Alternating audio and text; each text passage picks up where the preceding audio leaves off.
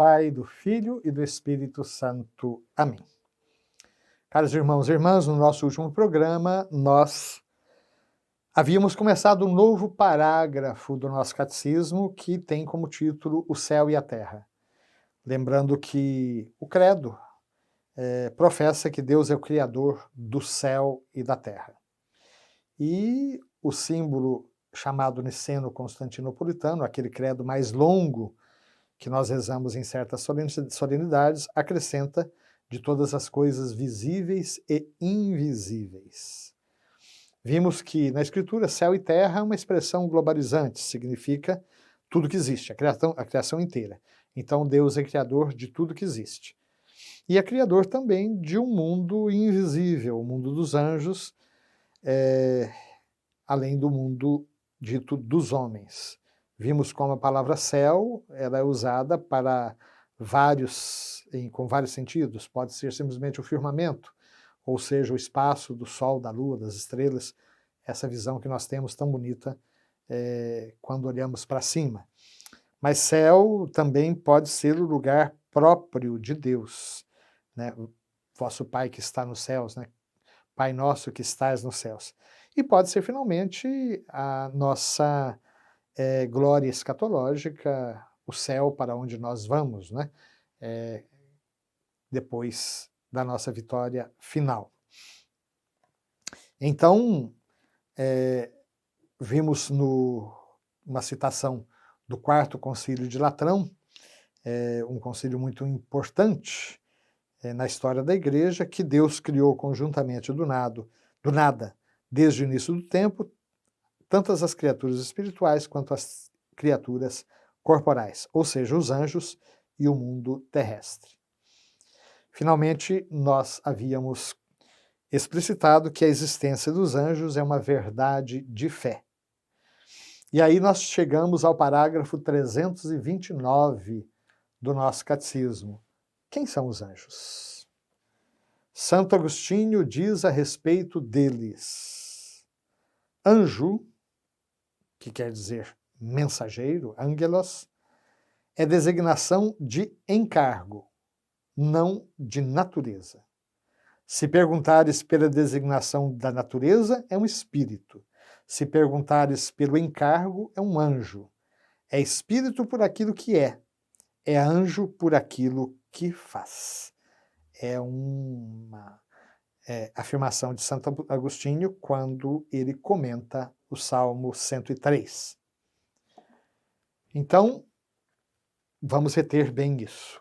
Anjo não é nome de natureza. Pela natureza, se perguntarmos o que é que eles são, qual a natureza dos anjos, eles são espíritos, seres espirituais.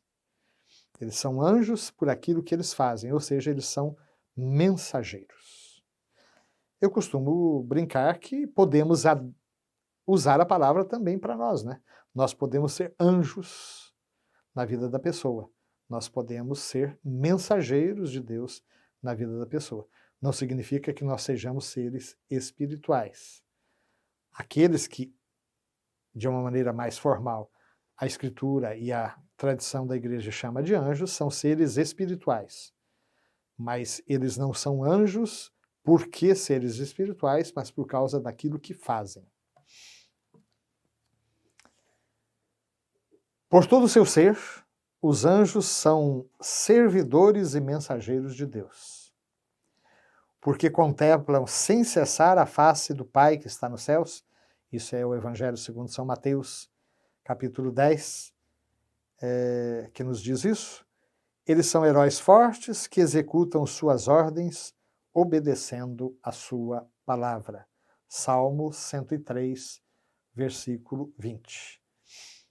Ou seja, Deus se serve não apenas de nós para realizar a sua obra, ele se serve também dessas criaturas espirituais também criadas por ele. Parágrafo 330. Como criaturas puramente espirituais, são dotados de inteligência e de vontade. Portanto, são criaturas pessoais. É o que nos lembra o Papa Pio XII na encíclica Humani Generis. Então, os anjos não são energias cósmicas, não são coisas, eles são criaturas pessoais dotadas de inteligência e de vontade. Com uma diferença em relação a nós. Os anjos são imortais. Nós somos criaturas mortais. Morreremos um dia. Os anjos não. Superam em perfeição todas as criaturas visíveis. Disto dá testemunho o brilho de sua glória, como o Catecismo aqui cita no livro de Daniel, no capítulo 10º, versículos 9 a 12. Portanto, as criaturas celestes são mais perfeitas do que as criaturas terrestres. Parágrafo 331. Cristo com todos os seus anjos. Cristo é o cerne de toda a criação, né? Nada do que existe foi feito sem ele, tudo que existe foi feito por ele, por meio dele. É o prólogo do Evangelho de São João que nos diz. Então, Cristo é o centro da história da humanidade. É o centro da criação. É o centro também do mundo angélico. Os anjos são dele. Então, falando sobre a segunda volta do Filho do Homem, Jesus vai dizer: quando o Filho do Homem vier em sua glória, acompanhado de todos os anjos. São seus porque foram criados por ele e para ele. E aqui, de novo, é uma citação do Novo Testamento, carta aos Colossenses, versículo 1, versículo 16.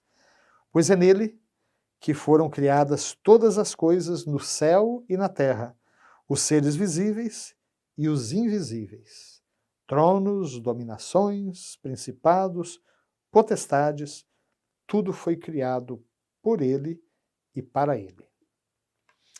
Essas designações, tronos, dominações, principados, potestades, são expressões usadas aí no Corpus Paulino para mostrar que existem, da mesma maneira que existem diferenças entre as criaturas aqui no mundo terrestre, existem diferenças também entre as criaturas no mundo celeste. Sabemos muito pouco sobre isso, apenas que existem essas diferenciações. São seus ainda porque Cristo os faz mensageiros de seu projeto de salvação. Aí temos uma citação da carta aos Hebreus, capítulo 1, versículo 14. Não são todos eles espíritos servidores enviados a serviço daqueles que deverão herdar a salvação? Não são eles todos espíritos servidores enviados a serviço daqueles que deverão herdar a salvação? Ou seja, enviado ao serviço de cada um de nós, conquistados pelo sangue de nosso Senhor Jesus Cristo. Então, meus queridos, vejam como a teologia da criação ela é bonita, porque ele tem o mundo em suas mãos. Ele criou o universo, mas muito mais agora o Catecismo está abrindo nossos horizontes, dizendo que ele criou o céu e a terra.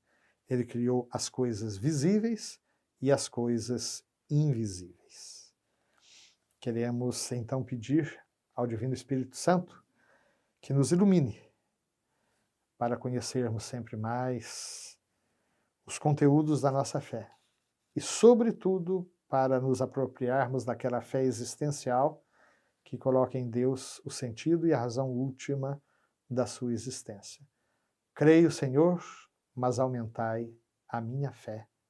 Amém.